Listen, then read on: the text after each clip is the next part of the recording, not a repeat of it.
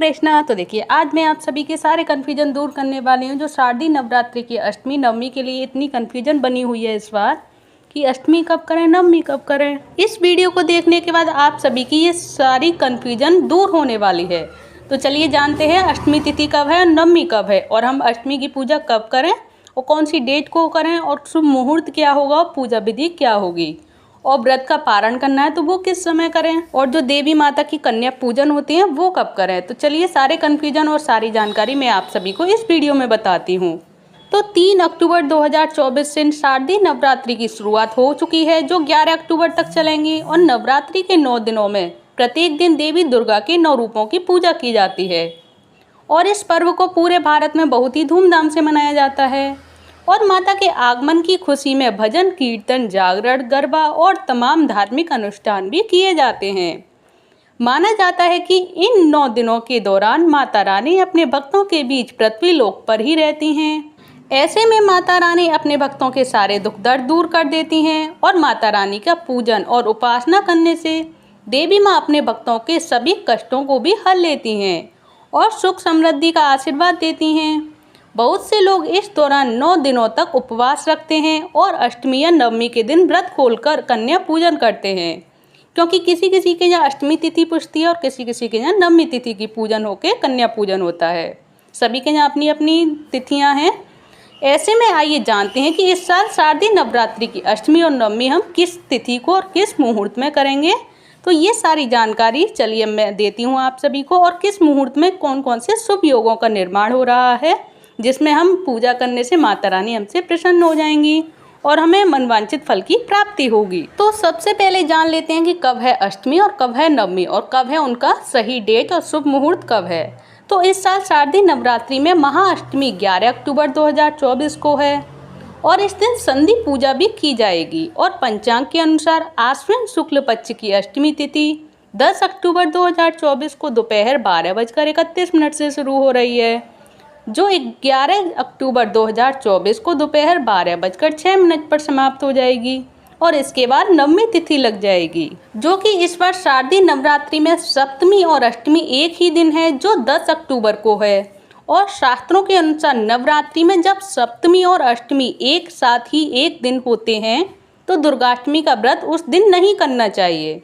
उस दिन उसे दुर्गाष्टमी का व्रत रखना निषेध माना जाता है। इसीलिए इस साल 11 अक्टूबर 2024 को ही अष्टमी और नवमी दोनों मनाई जाएंगी क्योंकि 10 अक्टूबर को सप्तमी भी लगी हुई है। इसीलिए हम 10 अक्टूबर को हम अष्टमी नहीं करेंगे, वो हम दूसरे दिन 11 अक्टूबर को ही करेंगे क्योंकि ये शुभ मुहूर्त में मानी जाती है। क्योंकि जब 11 अक्टूबर को नवमी लग जाएगी तो नवमी में अष्टमी की पूजा करना शुभ माना जाता है।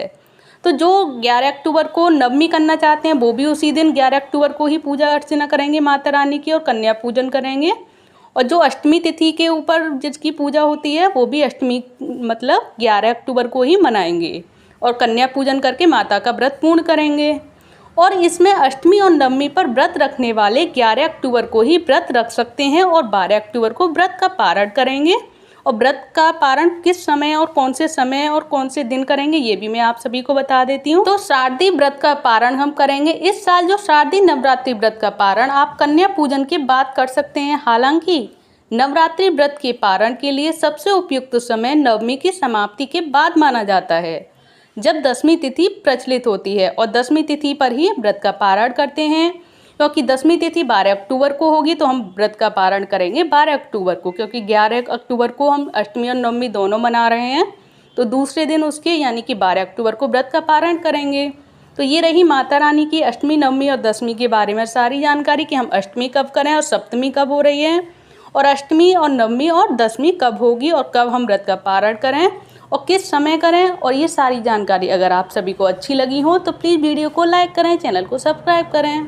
हरे कृष्णा, हरि बोल, जय माता दी। नवरात्रि की हार्दिक शुभकामनाएं आप सभी को।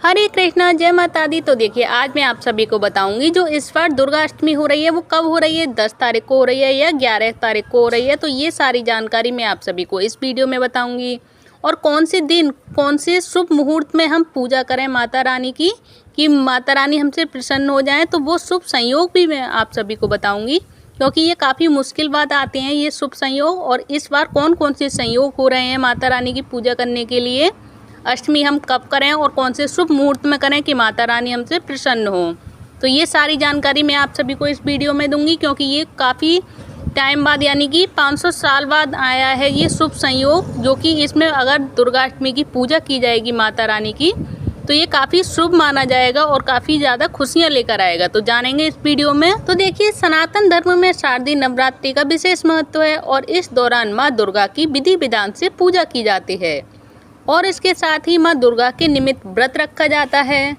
और इस व्रत को रखने से साधक को मनवांछित फल की प्राप्ति होती है। और ज्योतिषियों की माने तो अष्टमी तिथि पर शिव वास योग का निर्माण हो रहा है और ये जो शारदीय नवरात्रि है ये आश्विन माह के शुक्ल पक्ष की प्रतिपदा तिथि से लेकर नवमी तिथि तक शारदीय नवरात्रि मनाई जाती हैं और इस वर्ष 3 अक्टूबर से लेकर 11 अक्टूबर तक शारदीय नवरात्रि हैं। इस दौरान जगत की देवी माँ दुर्गा और उनके शक्ति स्वरूपों की पूजा की जा रही है, साथ ही उनके निमित्त नवरात्रि का व्रत रखा जा रहा है। तो धार्मिक मत है कि माँ दुर्गा की पूजा करने से साधक को पृथ्वी लोक पर स्वर्ग समान सुखों की प्राप्ति होती है, साथ ही सभी प्रकार के दुख भय और संकट दूर हो जाते हैं। और हर वर्ष की भांति सप्तमी तिथि के अगले दिन अष्टमी मनाई जाती है। हालांकि अष्टमी तिथि को लेकर काफ़ी ज़्यादा दुविधा में सभी लोग पड़े हुए हैं कि हम अष्टमी तिथि कब करें, क्योंकि ये काफ़ी टाइम बाद ये शुभ संयोगों का निर्माण जो हो रहा है उसमें काफ़ी कन्फ्यूजन बनी हुई है और मैं उसी कन्फ्यूजन को आपकी दूर करूंगी कि इस बार शारदीय नवरात्रि की अष्टमी तिथि की सही डेट और सही शुभ मुहूर्त के बारे में सारी जानकारी मैं आप सभी को दूंगी कि इस बार जो अष्टमी हो रही है शुभ संयोगों में जो 5 साल बाद आ रही है वो हम कब करें और कब इसकी पूजा विधि करें और क्या है इनकी पूजा विधि करने का टाइम, तो सारी जानकारी देखिए। तो अश्विन माह के जो शुक्ल पक्ष की अष्टमी 10 अक्टूबर को भारतीय समयानुसार दोपहर 12:31 पर शुरू होगी और 11 अक्टूबर को दोपहर 12:06 पर समाप्त होगी। इसके बाद नवमी तिथि की शुरुआत होगी और नवमी तिथि पर पूजन और हवन किया जाएगा। इसके अगले दिन दशहरा भी मनाया जाएगा। तो देखिए, प्रकांड पंडितों एवं धर्म जानकारों की माने तो शारदीय नवरात्रि के दौरान माँ दुर्गा की पूजा निशा काल में होती है और शारदीय नवरात्रि की सप्तमी तिथि पर माँ काली को समर्पित है और इस तिथि पर माँ कालरात्रि की पूजा की जाती है।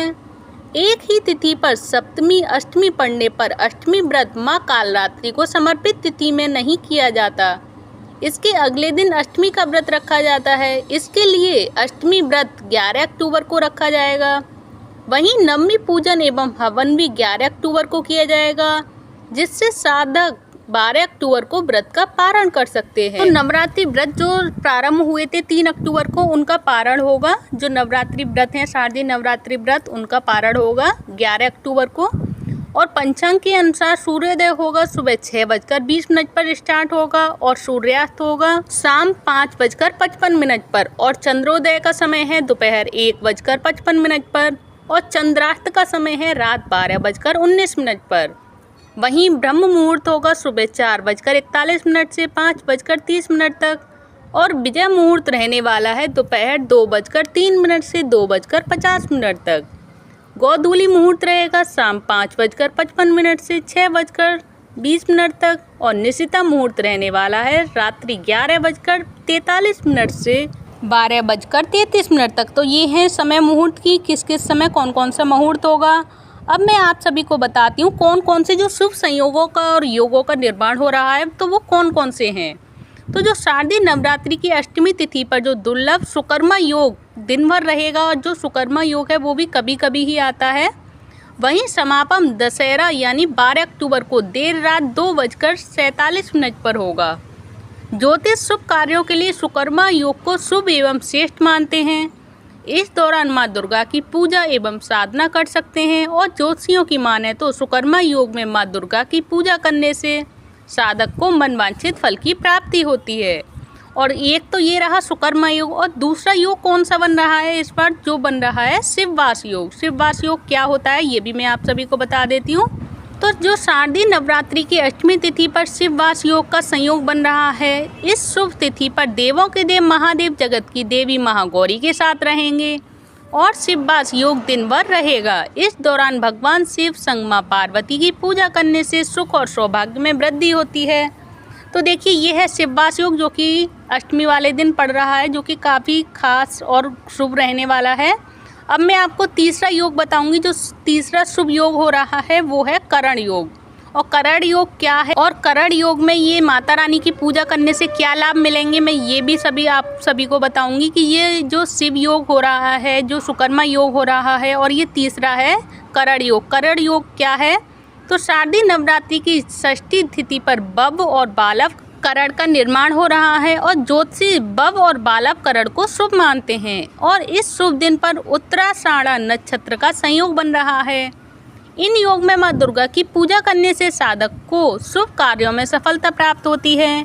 तो ये रहा करण योग की करण योग में हम क्या करें और करण योग क्या करता है और क्या कहलाता है और इसमें पूजा करने से क्या महत्व होता है। तो ये रहे सारे योगों के बारे में। और जो तिथि मैंने बताई है आपको अष्टमी तिथि की कि हम अष्टमी तिथि कब करें, तो ये सारी जानकारी आप सभी को अगर अच्छी लगी हो तो प्लीज़ वीडियो को लाइक करें, चैनल को सब्सक्राइब करें। धन्यवाद। हरे कृष्णा, हरि बोल, जय माता दी।